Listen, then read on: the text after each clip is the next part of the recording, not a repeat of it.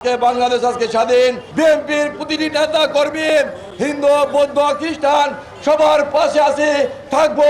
ছাত্র জনতার উপরে গুলি করা হয়েছে, তাদেরকে অবিলম্বে গ্রেফতার করে আইনের আওতায় আনতে হবে। প্রিয় সাথী বন্ধুরা, আমরা বলতে চাই, আমাদের মায়ের বুক খালি হয়েছে। অনেক পিতা তার পুত্রকে হারিয়েছেন, অনেক বোন তার স্বামীকে হারিয়েছেন। আমরা বলতে চাই, এই হত্যাকারীদের অবিলম্বে বিচার করতে হবে, তাদেরকে গ্রেফতার করতে হবে, তাদেরকে আইনের আওতায় আনতে হবে। পাশাপাশি এই বিডিআর হত্যার মামলা করতে হবে। সেই মামলায় শেখ হাসিনাকে প্রধান আসামি করে তাকে ভারত থেকে গ্রেফতার করে বাংলাদেশে আইনের আওতায় আনতে হবে।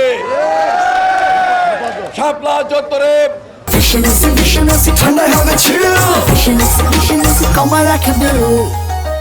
হেফাজতে মামলা শেখ হাসিনাকে প্রধান আসামি করে যেসব পুলিশ কর্মকর্তার নির্দেশে সেদিন শাপলা চত্বরে কোমল শিশুদের হত্যা করা হয়েছে, তাদের সেই পুলিশ কর্মকর্তাদের বিরুদ্ধে মামলা করে তাদেরকে গ্রেফতার করে আইনের আওতায় আনতে হবে।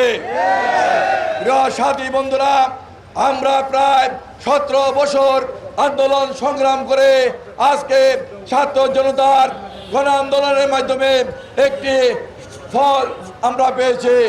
আজকে বাংলাদেশ আজকে স্বাধীন। আজকে একটি তত্ত্বাবধায়ক সরকার প্রতিষ্ঠা হয়েছে। সেই তত্ত্বাবধায়ক সরকারের মধ্যে আজকে নতুন করে চক্রান্ত করা হচ্ছে, ষড়যন্ত্র করা হচ্ছে। একটি পার্শ্ববর্তী রাষ্ট্র সেই চক্রান্ত অংশ হিসাবে আজকে হিন্দুদের বাড়ি ঘর এবং মন্দিরে হামলা করার চেষ্টা করা হচ্ছে। আমরা বিএনপির নেতা কর্মীরা আমরা আজকে হিন্দু সম্প্রদায়কে বলতে চাই, আমরা বিএনপির প্রতিটি নেতা কর্মী, হিন্দু বৌদ্ধ খ্রিস্টান সবার পাশে আছে, থাকবো। বাংলাদেশে যারা বসবাস করে, হোক হিন্দু, হোক বৌদ্ধ, হোক খ্রিস্টান, হোক মুসলমান, আমরা সবাই ভাই ভাই হিসাবে এই বাংলাদেশে অবস্থান করব, বাংলাদেশের গণতন্ত্র প্রতিষ্ঠা করব, বাংলাদেশকে একটি এই সমৃদ্ধ রাষ্ট্র হিসাবে আমরা প্রতিষ্ঠা করব।